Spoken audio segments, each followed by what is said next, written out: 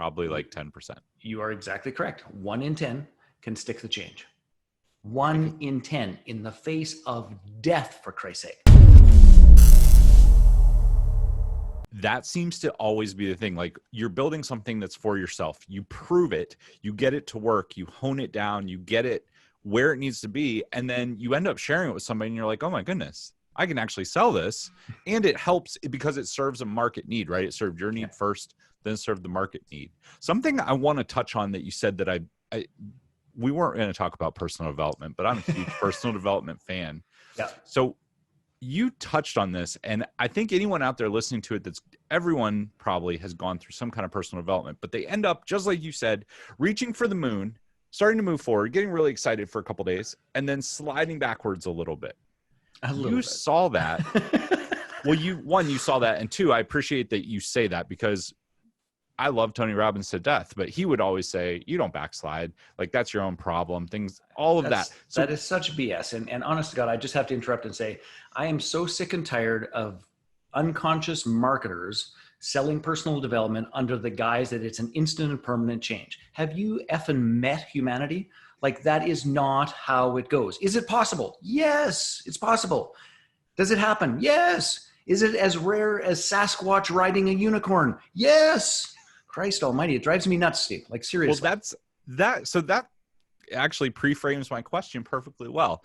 If you had to, from all your time in personal development, is that where the mastermind came from, was to stop the backslide and help support people move forward? And is that what you would still suggest today? If somebody is out there doing personal development stuff and they're like, man, I keep beating myself up every day, I'm backsliding. What's something from all your wealth of knowledge that you would give them? Well, it's a simplest community. So I'll recommend a book that is the best science, by the way. And it's funny that this book isn't as well read as it should be, but I think that it isn't as well read as it should be because it flies in the face of the instant marketers of, you too can have an instant transformation if I balance a crystal on your head. It's called Change or Die, and it's written by a guy named Alan Deutschman. And he actually boils down what he calls the 3 R's of real and lasting change. And it is relate, repeat, reframe. And of the 3 R's, the one that is the most significant is relate, which is fundamentally community. That is why mastermind groups work so well to assist people to actually create and live into the transformation that they taste. And by the way, the community doesn't have to be a mastermind group. The community could be your church group. The community could be your running group. The community could be your family if they were playing along, which often they aren't, but that's another conversation. But community is the most important thing. So if you can find a community that is in alignment with the changes that you are working on creating in your life, by the way, life, business, the entire process, then that's probably I'm going to take my qualifier off it. It is the single most important decision that you will make in your entire life. I talk about this in our JVology sort of marketing promotions, which is this. Look, we're going to teach you a whole bunch of stuff, but you know what's more important? The decision you have to make is, what is the joint venture community that you are going to join and participate in? Because that is going to, the right community handles the reframing because it's embedded and implicit and explicit in every conversation. And it handles the repeating because you're always in the same conversation about how am I going to actually shift this and create this? And the science, just to be clear about this, that he used as the foundation of this book is people that have had double or triple heart bypass surgery. And how, should I give away the essence of the book? Yeah, go for it. So he studies, and it's a decent sample, right? So it's actual fact. So he studies a bunch of people that basically have heart attacks, have surgery. They wake up and they are told these words: you change your lifestyle or you will die.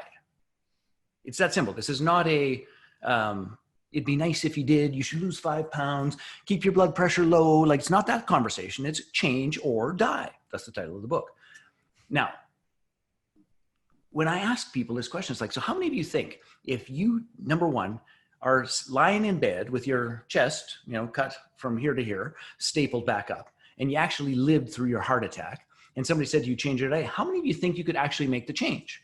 And I ask it in a room and everybody's hand goes up. It's like, I could do that. It's like, it's change or die. In the face of the biggest fear of a human being, which is dying, I could do it. But guess what Yep. the reality is? I would say less than 20%, probably like 10%. You are exactly correct. 1 in 10 can stick the change. 1 in 10 in the face of death, for Christ's sake, in the face of death. So when we get to, and I'm not trying to slam Tony Robbins, but it's just that example of we can do an NLP trick and it's going to be a permanent and never ending solution that is going to take all these things. It's like, not likely. Again, it's possible.